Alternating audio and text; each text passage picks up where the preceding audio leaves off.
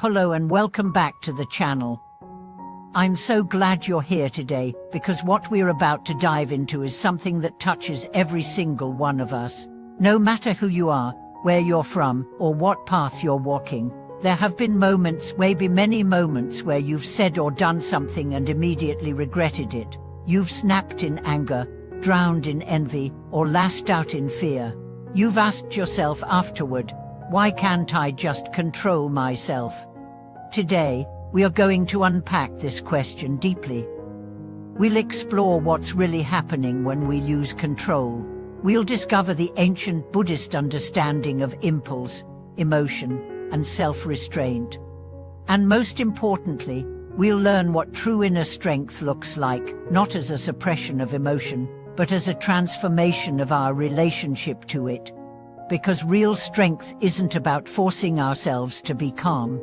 It's about knowing ourselves so well that nothing can pull us off balance. It's about being unshakable, not because we never feel, but because we no longer fear what we feel. Let's begin with a story. A student once asked a Zen master, "What is the path to enlightenment?" The master replied, "Eat when you're hungry, sleep when you're tired." The student, confused, said, "But I already do that." The master said, "I know. When you eat, your mind is filled with thoughts. When you sleep, your heart is full of noise. You do not simply eat. You do not simply sleep. You are not present." This story reveals a subtle but profound truth. We are not in control of our lives because we are not fully present in them. We live in reaction, habitual, unconscious, mechanical. Something triggers us, and we respond the way we always have. We think we are choosing, but really, we are repeating. Buddhism calls this samsara, the endless cycle of reactivity, driven by craving, aversion, and delusion. The good news, there is a way out. But it doesn't start with willpower. It starts with awareness. The first step to mastering your reactions is to realize that you are not your reactions. You are not your anger. You are not your fear. You are not even your thoughts. You are the awareness that sees them all.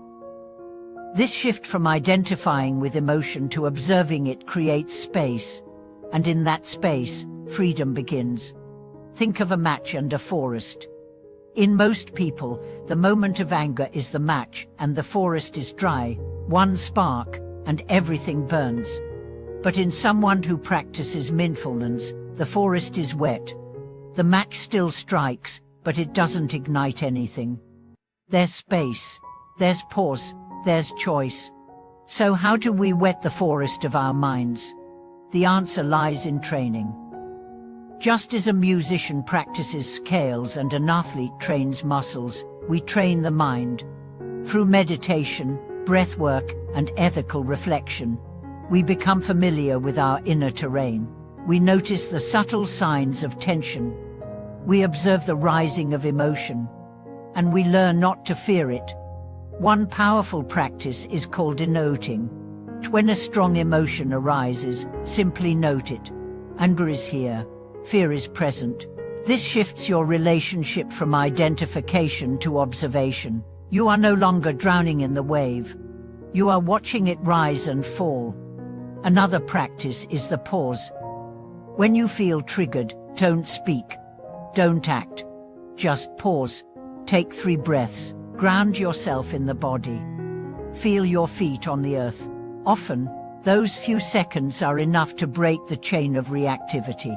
But don't be discouraged if you slip. This path is not about perfection. It's about presence. Every time you catch yourself, every time you choose awareness over reaction, you're rewiring your brain. You're cultivating strength, not the brittle strength of suppression, but the flexible strength of understanding.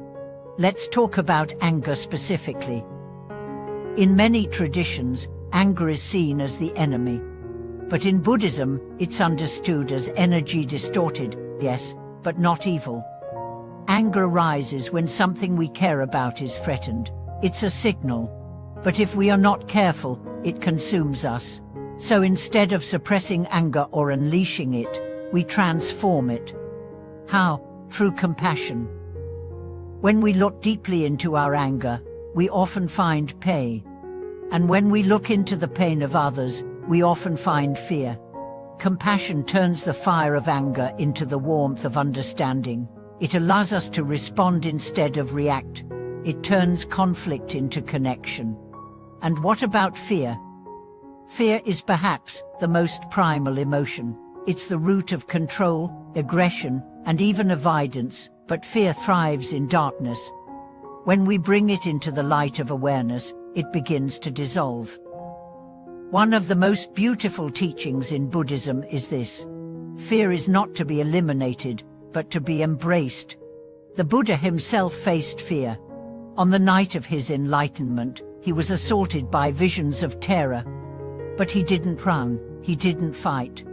He simply sat, unmoving, and said, "I see you." That's the power of presence. When we stop resisting fear, it loses its grip. Let's return now to the original question. Why can't I control myself? The answer is you can, but not through force.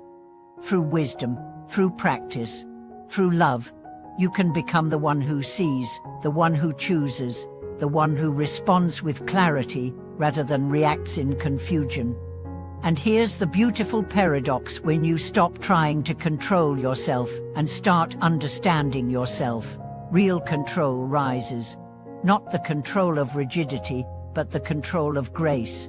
You become like bamboo, strong, flexible, rooted.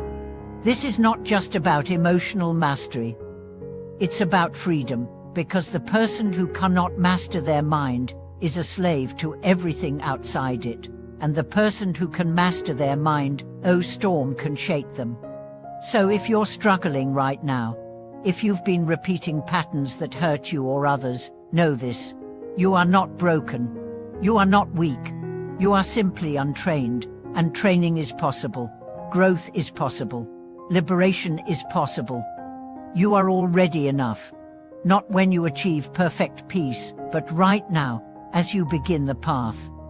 Your willingness to look, to learn, to pause, that is the beginning of true strength. Thank you for watching this video. If this message spoke to your heart, please leave a comment below.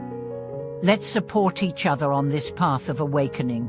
Like, subscribe, and share this with someone who needs a gentle reminder that they're not alone, and that transformation is not only possible, it's already unfolding. Until next time, stay present, stay open, and remember, you are not your reactions. You are the space in which they rise and fall. In that space lies your power, your peace, your freedom.